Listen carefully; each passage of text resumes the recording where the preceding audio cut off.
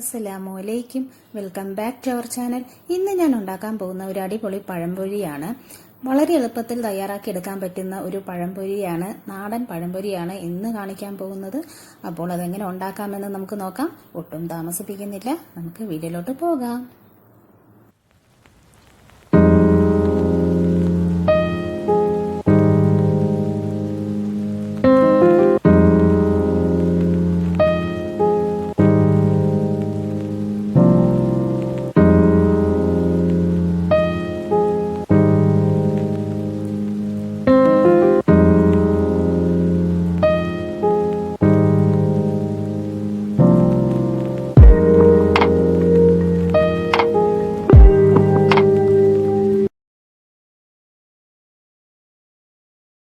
ഇതിലേക്കായി ഞാനൊരു 4 നേന്ത്രപ്പഴമാണ് എടുത്തിട്ടുള്ളത്.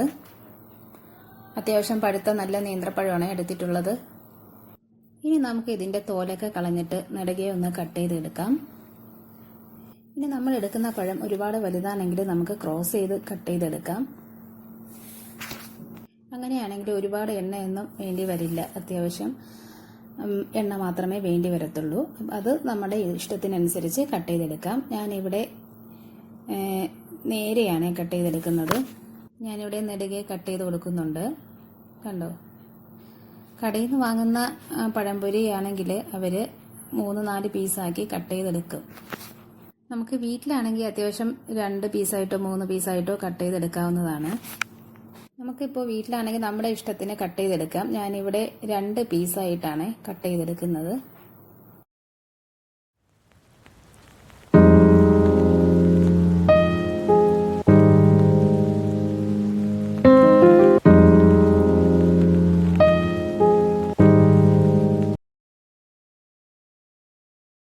ഈ പഴമൊക്കെ കട്ട് ചെയ്തെടുത്തിട്ടുണ്ട്. 4 നേന്ത്രപ്പഴം 2ആയിട്ട് കട്ട് ചെയ്തപ്പോൾ 8 പീസ് കിട്ടി കേട്ടോ. അപ്പോൾ എല്ലാം കട്ട് ചെയ്ത് എടുത്തിട്ടുണ്ട്. വളരെ എളുപ്പത്തിൽ തയ്യാറാക്കി എടുക്കാൻ പറ്റുന്ന ഒരു പഴംപൊരിയാണ്. നമ്മൾ കടയിൽ നിന്ന് വാങ്ങുന്ന അതേ ടേസ്റ്റിലാണ് ഈ പഴംപൊരി ഉണ്ടാവുക. അപ്പോൾ എല്ലാവരും ഒന്ന് ട്രൈ ചെയ്ത് നോക്കുക. ഇനി നമുക്ക് എണ്ണ ചൂടാക്കാൻ വേണ്ടിയിട്ട് വെക്കാം. അതിന് വേണ്ടിയിട്ട് ഒരു ചീനച്ചട്ടി അടുപ്പത്ത് വെച്ച് കൊടുത്തിട്ടുണ്ട്. അതിലേക്ക് വെളിച്ചെണ്ണ ഒഴിച്ചു കൊടുത്തിട്ടുണ്ട്. പഴംപൊരി ആകുമ്പോൾ നല്ല മുക്കി പൊരിക്കണമല്ലോ, അപ്പോൾ അതിന് വേണ്ടിയിട്ട് അത്യാവശ്യം നല്ല വെളിച്ചെണ്ണ നല്ലതുപോലെ ഒഴിച്ചു കൊടുത്തിട്ടുണ്ട്. ചട്ടിയിൽ ഒരു 1/4 ഭാഗം വെളിച്ചെണ്ണ ഒഴിച്ചു കൊടുത്തിട്ടുണ്ട്. ഇനി തീ ഒന്ന് സിമ്മിലേക്ക് വെച്ച് കൊടുക്കാം. അപ്പോൾ നമുക്ക് ബാക്കിയുള്ള മിക്സ് തയ്യാറാക്കിയെടുക്കാം. അതുവരെ എണ്ണ ഇരുന്ന് ചൂടായി വരട്ടെ. ഞാൻ നേരത്തെ പറഞ്ഞതുപോലെ എളുപ്പത്തിൽ ഉണ്ടാക്കിയെടുക്കാൻ പറ്റുന്ന ഒരു പഴംപൊരിയാണ്. അപ്പോൾ നമുക്ക് ഇനി ബാക്കിയുള്ള മിക്സ് തയ്യാറാക്കിയെടുക്കാം. ഞാനിവിടെ 1 കപ്പ് മൈദ ഇട്ട് കൊടുക്കുന്നുണ്ട്. 250 ml കപ്പിന്റെ 1 കപ്പ് മൈദ ഇട്ട് കൊടുക്കുന്നുണ്ട്. അത്യാവശ്യം വലിയ ബൗളിലാണ് ഇട്ട് കൊടുക്കുന്നത്. ഇനി നമുക്കൊരു 1/4 കപ്പ് വറുത്ത അരിപ്പൊടി ചേർത്ത് കൊടുക്കാം. നല്ല ക്രിസ്പി ആയിട്ട് കിട്ടാൻ വേണ്ടിയിട്ടാണ് ഈ അരിപ്പൊടി ചേർത്ത് കൊടുക്കുന്നത്. ഇനി നമ്മൾ ഇതിലേക്ക് ചേർത്ത് കൊടുക്കാൻ പോകുന്ന ഒരു 1/2 കപ്പ് ഇഡ്ഡലി മാവാണ് ചേർത്ത് കൊടുക്കുന്നത്. ഈ തിക്നെസ്സിലുള്ള ഇഡ്ഡലി മാവോ ദോശമാവോ ചേർത്ത് കൊടുക്കാം. ഇനി ഇതിലേക്ക് ഒരു 1/4 ടീസ്പൂൺ മഞ്ഞൾപ്പൊടി ചേർത്ത് കൊടുക്കുക. ഒരു കളറിന് വേണ്ടിയിട്ടാണ് ചേർത്ത് കൊടുക്കുന്നത്. അതിനുശേഷം ഒരു 3 ടേബിൾ സ്പൂൺ പഞ്ചസാര ചേർത്ത് കൊടുക്കുന്നുണ്ട്. പഴം അത്യാവശ്യം മധുരം ഉണ്ടെങ്കിൽ പഞ്ചസാരയുടെ അളവ് ഇച്ചിരി കുറയ്ക്കാം. അല്ലാന്നുണ്ടെങ്കിൽ 3 ടേബിൾ സ്പൂൺ പഞ്ചസാര ചേർത്ത് കൊടുക്കുക. മിക്സ് ചെയ്തതിന് ശേഷം പാകം നോക്കിയിട്ട് പഞ്ചസാര ആവശ്യമുണ്ടെങ്കിൽ ചേർത്ത് കൊടുക്കുക. ഇനി ഇച്ചിരി ഉപ്പും കൂടി ചേർത്ത് കൊടുത്ത് നല്ലതുപോലെ മിക്സ് ചെയ്തെടുക്കുക. അതിനുശേഷം ഒരു 2 പിഞ്ച് ബേക്കിംഗ് സോഡയും കൂടി ആഡ് ചെയ്ത് കൊടുത്ത് മിക്സ് ചെയ്തെടുക്കുക.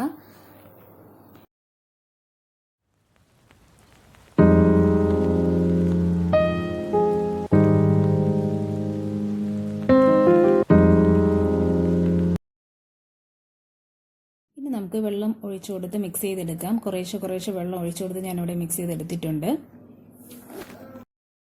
1 ഗ്ലാസ് വെള്ളമാണ് ഞാനിവിടെ ഒഴിച്ചു കൊടുത്തിട്ടുള്ളത്. കുറേശ്ശെ ഒഴിച്ചു കൊടുത്ത് മാവ് മിക്സ് ചെയ്തെടുത്തിട്ടുണ്ട്. ഒരുപാട് ലൂസായി പോകരുത് ബാറ്റർ. ഞാനിപ്പോൾ സ്പൂണിലെടുത്തിട്ട് കാണിച്ചു തരാം.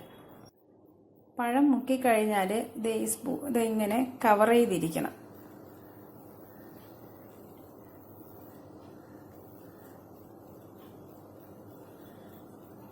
കണ്ടോ, ഇത് ഇങ്ങനെ കവർ ചെയ്തിരിക്കുക. പഴം മുക്കി കഴിഞ്ഞാൽ ഇങ്ങനെ കവർ ചെയ്തിരിക്കണം. സ്പൂണിൽ ഇങ്ങനെ കോട്ട് ചെയ്തിരിക്കണം. എങ്കിൽ മാത്രമേ നമ്മുടെ പഴംപൊരി നല്ലതുപോലെ കിട്ടത്തുള്ളൂ കേട്ടോ. ഇതിൽ ബേക്കിംഗ് സോഡ യൂസ് ചെയ്യാതെ നമുക്ക് പഴംപൊരി ഉണ്ടാക്കിയെടുക്കാം. അങ്ങനെയാണെങ്കിൽ ഒരു 5-6 മണിക്കൂർ റെസ്റ്റ് ചെയ്യാൻ വെച്ചിട്ട് അതിനുശേഷം ഉണ്ടാക്കിയെടുക്കുക.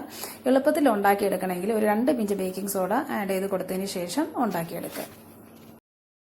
നമ്മുടെ എണ്ണ ചൂടായി വന്നിട്ടുണ്ട്. ഇനി നമുക്ക് ഓരോരോ പഴം ഇതിലോട്ട് മുക്കി കൊടുത്തിട്ട് എണ്ണയിലോട്ട് ഇട്ട് കൊടുക്കാം.